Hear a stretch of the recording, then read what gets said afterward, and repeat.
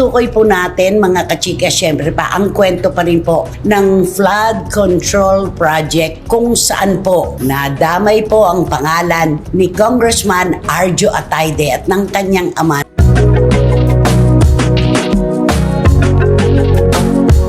So sinabi naman ni Congressman Arjo na hindi raw sila magkakakilala. Dumalaw lang daw sa office niya, hi hello lang daw.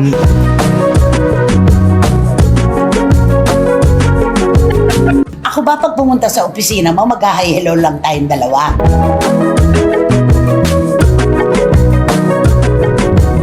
Ikumpara nyo naman po sa mga bilyon-bilyon na ninanakaw sa ating pamahalaan.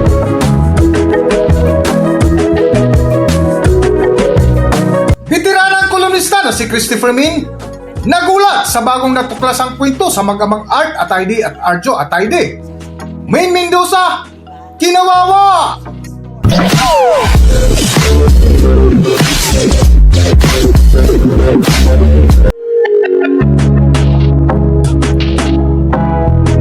Welcome back to Philippine Celebrity Broadcast. Trending at viral pa rin hanggang ngayon ang mainit na usapin ukol sa maanumalyang flood control na maituturing na pinaka-most corrupt budget sa kasaysayan ng Pilipinas na kinasangkutan ng mga corrupt na politiko sa ating bansa na pinangunahan ng ilang kawani ng DPWH na nagipagsabuatan sa mga kontraktor na isa nga sa nakakuha ng pinakamaraming proyekto sa gobyerno ay ang mag-asawang Diskaya na sina Carly at Sara Diskaya na nagbulgar sa ilang sangkot na mga politiko na isa nga sa pinangalanan ay ang asawa ni Main Mendoza na si Congressman Arjo Atayde ng 1st District, Quezon City. Sa vlog nga ni Nanay Christopher Min kamakailan ay isa ito sa kanilang pinakamainit na paksa na kung saan nagulat sila sa mga pangyayari na kinasangkutan na ikinagulantang ng pamilya Atayde at mga netizens. Nabibigla lang tayo sa bilis ng mga pangyayari at tulad nga po ng una naming paksa na ilalatag sa inyo, ang bilis din dito. Ito ang Grabe. hindi nakaplano. Ay, oo. Ikinagulantang nila ito. Oo. Pati na ng ating mga kababayan. Diba? Yes. Ang tinutukoy po natin, mga kachika, syempre pa, ang kwento pa rin po ng flood control project kung saan po nadamay po ang pangalan ni Congressman Arjo Atayde at ng kanyang ama na si Tito Art. Oo. Nagulantang ang marami talaga. Nagulat diba?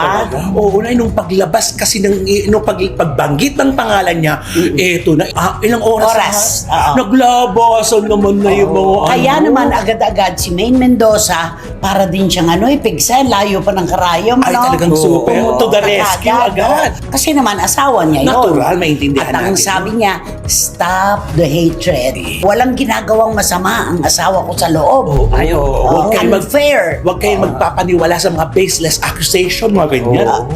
May sinabi ba siya huwag kayo magpapaniwalaan? Sabi niya, baseless daw yung Baseless. akusasyon. Oo. Sabi niya. Ako naman, lagi ko naman inilalatag tayo, ito po ay kwento pa lang ng mga Diskaya.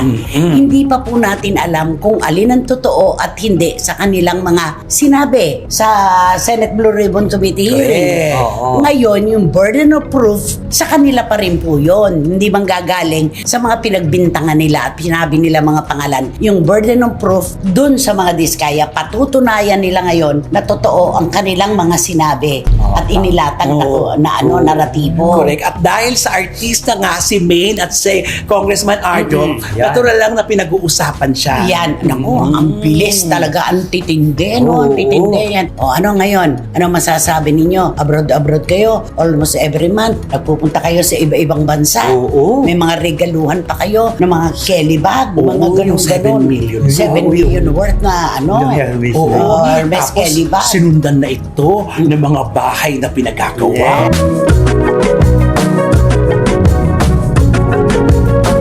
Sa patuloy nga ng mainit na paksa ni Nanay Christopher Min ay muling pinag-usapan nila ang napakalinaw na binanggit ng mag-asawang Diskaya na sina Carly at Sara Diskaya ukol sa pagkasangkot ng mag-amang Atayde na sina Arjo Atayde at amang si Art Atayde kung magkano ang halaga ng kanilang hatian. Yung katulad po kay Kong Arjo Atayde po, bali 60 million po ang sinabi ko sa chat ko.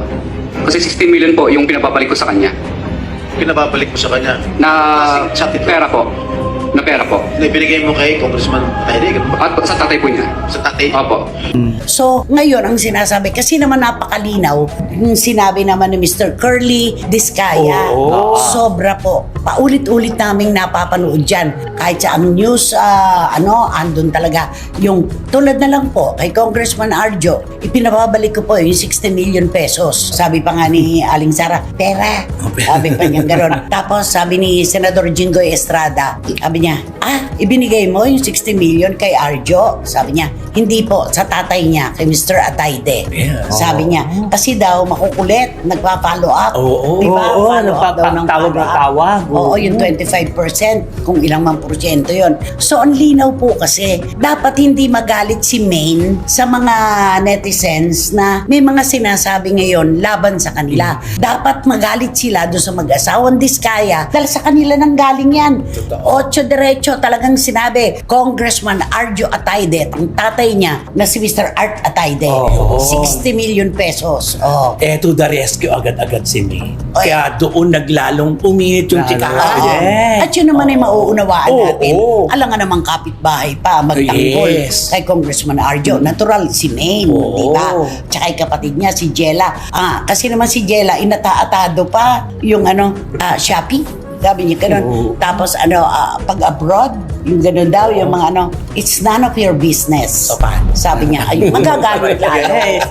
Alam mo, ang pinakamaganda talaga dito, huwag na lang munang magsalita. Total naman, magkakaroon naman po ng diskurso ito kung sino ang totoo at nagsasabi ng mga tagpi-tagpi lamang ng mga kwento. At saka sa mga pagkakataon kasi ito, pag galit, pag sinalubog mo ang galit ng tao, yung mamamayan. Sabog na yung talaga. bagay. Sabog. Kaya, sige lang, magalit muna sila. Saka ka magsalita kapag humupa na sila para manamnam nila yung sasabihin. Oo. At saka, yung hatred, totoo, meron yon. Nababasa naman po namin lahat yung mga ibinabato sa kanila. Pero ang hinihingi din ng ating mga kababayan, accountability. Ayan. Yun naman ang hinihingi nila.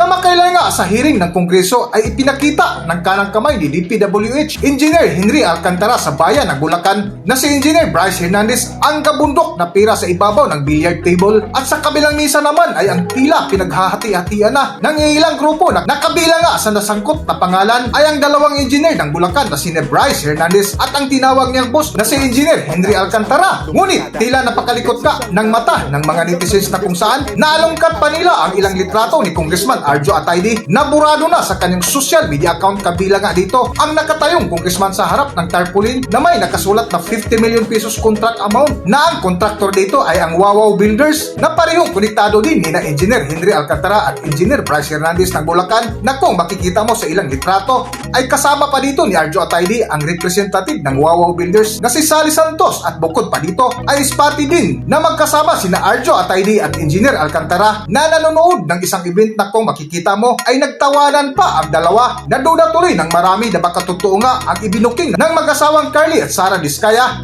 na naging laman din sa mainit na paksa ni Nanay Christopher Min. So sinabi naman ni Congressman Arjo na hindi raw sila magkakakilala. Lumabas ngayon yung retrato. Yung picture. Oo. Nang sabi niya, dumalaw lang daw sa office niya, hi hello lang daw. Ako ba pag pumunta sa opisina mo, mag-hi hello lang tayong dalawa? Ay, syempre, di ba lahat naman nagpupunta, may May pakay. kwentuhan. Yan, may kwentuhan. Saka may pakay. Oo, di ba? may kwentuhan. Correct. Huwag na lang sana yung hi hello lang yan, ganito ganyan. Doon sila maiipit talaga doon sa mga salitang biglaan na pagpapaliwanag na talagang lalabas at lalabas yan. Diba? At saka alam mo kasi sila kasi pagka magsalita parang lalo nila hinahamon ng taong bayan eh. Di ba? Bawa sabihin nila na ay hindi ko naman kilala yan. Sabihin daw ay hindi mo kilala. Ay ang picture na ito. O ayan. May mga naglalabas Diba, sa ganun eh. resibo. Nung nakarinig kasi sila ng gano'n nila, ay, nagalit kagad sila na, yun It's eh. unfair, Oo, sabi it's kagad ni unfair. Maine. Oo. Di ba? Yun, okay lang na nakikisimpatya tayo dun sa ating mahal sa buhay, pero hindi lahat ay pinapatulan. Pinipili natin ang gyera na ating papasukin. Correct. At dapat pagpapasok tayo sa gyera, may sapat tayong armas at bala. Kaya tuloy, Diba? sa ni Maine, sa pagsasalita niya gano'n, ayan, napunta na naman sa kanya yung focus ng mga tao. Lumaki na ng lumaki, lumawak na ng lumawak. At si Maine Mendoza, meron pang nakarma katuloy. Kasi suplada ka, maldita ka, at saka oo, may huli mga ganyan ang ano. Hinusgahan sila agad. Trial by publicity. Samantalang puro kwento pa lamang po ang inilatag nitong mag-asawang Diskaya na hindi natin alam kung gaano katotoo at kung paanong pinagbuhol-buhol lang ang mga kwento para magkagulo-gulo.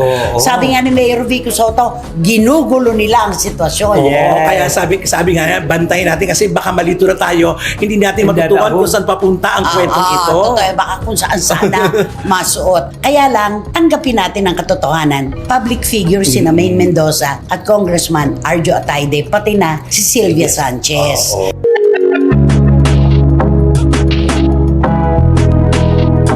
Sa dulo nga ng paksa ni Nanay Christopher Min ay napag-usapan nila kung paano nag-contribute ng tax ang mga ordinaryong Pilipino na hikahos sa buhay, ngunit ang nakinabang ng husto ay ang mga gahamang politiko. Para sa buong kwento, narito ating panoorin ang video. At saka diba na yung mga maliliit na mga mamayan na sinasabi nila, yung sa Cebu na nagnakaw lang ng lotion, patulong. Romel, Ganyan. pag ako naghihiring dati, hindi kami umaalis ni Tina sa courtroom. Kasi hinihiringan yung mga nagnakaw ng lotion, nagnakaw ng isang gatas para ang kanyang anak ay mabuhay. Isang latang gatas na maliit, ipinakukulong. Kaliliit na bagay po nun kung tutuusin, bagaman mali. Hindi tamang gawin na para lang tayo may gamitin at ipanggatas sa ating anak ay magnanakaw tayo. Mali po yun. Pero yung pagkukumpara, napakalayo naman po. Isang latang gatas, isang ganyan na conditioner o kaya lotion o isang pantalon. Ikumpara nyo naman po sa mga bilyon-bilyon na ninanakaw sa ating pamahalaan. Hanggang dito na lang muna ang ating video at kung nagustuhan nyo, huwag kalimutan mag-subscribe at pindutin nyo na rin ang notification bell para ma-notify kayo sa ating susunod na video. Maraming salamat!